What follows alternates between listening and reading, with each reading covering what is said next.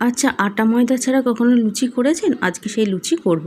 এখানে 1 বাটির মতো সুজিকে ভালো মতো ভেজে নিলাম, মানে একটু গরম করে নিলাম। গরম করা হয়ে গেলে এটাকে একটু গুঁড়ো করে নেব।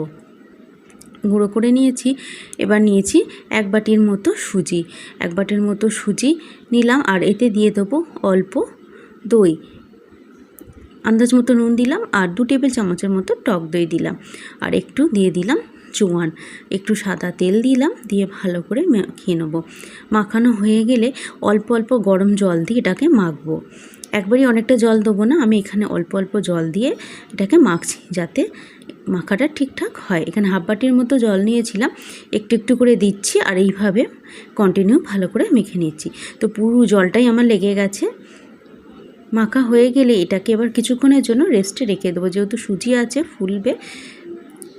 10-15 মিনিটের মতো রেখে দিয়েছিলাম। দেখুন সুজিটা ভালো মতো ভিজে গেছে, মানে গরম জল দিয়ে মেখেছি তো সেই জন্য আরও ভালো মতো ভিজে গেছে। এবার হাতের সাহায্যে এইভাবে খুব ভালো করে মেখে নিলাম। মাখা হয়ে গেলে যে সুজি গুঁড়োটা করেছিলাম, সুজিটাকে গুঁড়ো করেছিলাম, সেটা এবার দিয়ে দেবো। দিয়ে কন্টিনিউ এইভাবে একটা ডো তৈরি করে নেবো। ডো তৈরি করা হয়ে গেলে এবার হাতের সাহায্যে ছোট ছোট লেচি করে নেবো, মানে যতগুলো লেচি হওয়া সম্ভব এগুলো লেচি কেটে নেবো। লেচি কাটা হয়ে গেলে ব্যারাম চাকির মধ্যে এটাকে বেলবো।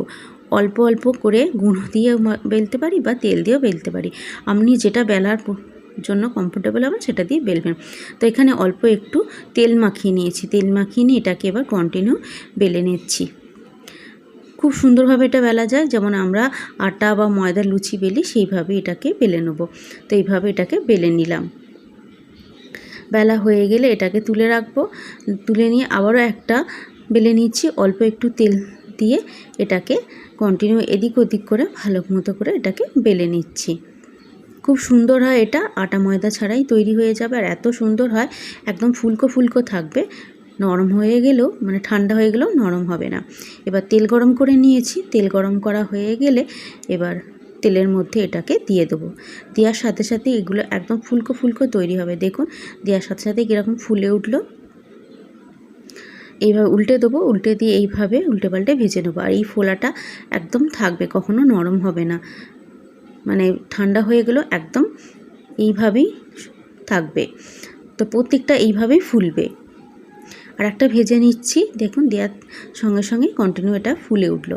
তো আমি একটা প্লেটের মধ্যে সাজিয়ে নিয়েছি ফোলা ফোলা লুচি, আর তার সাথে নিয়েছি এই ঘুগনি। বাঙালির জলখাবারে লুচি ঘুগনি হচ্ছে খুব একটা প্রিয় খাবার। তোমার রেসিপিটা কেমন লাগলো অবশ্যই কমেন্ট করে জানান। ভালো লাগলে চ্যানেলটা সাবস্ক্রাইব করে পাশে থাকবেন।